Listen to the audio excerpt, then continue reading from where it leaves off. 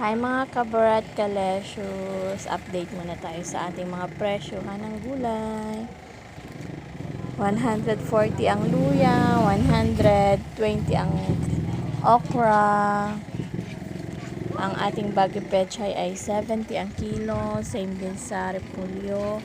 Sayote ay 40. Ang labuyo, ang kilo nito ay 150 lang. Pechay, 70 lang ang kilo. Ang apple ay 40. Ang avocado ay 170. Pakwan ay 75. Toge, 30. Dona! Ang ating pongkan ay 15 pesos. Lemon ay 30. Kalamansi ay 120. 50 ang kamatis. Toge ay 30. Ang siling green ay 70 ang kilo. Dalawa trash yan.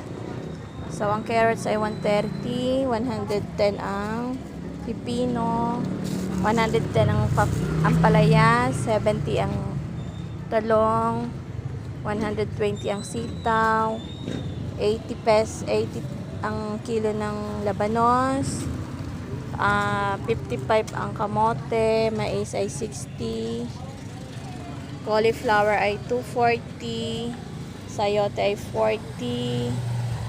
70 ang repolyo. 50 ang kalabasa. 90 ang sibuyas. 140 ang bawang. 300 ang bell pepper. Ang white onion ay 80. Ang red onion na imported na malalaki ay 80 rin. Ang lettuce, may lettuce tayong romaine. 190 ang kilo. Ang ating patatas, 90 ang kilo. Gabi,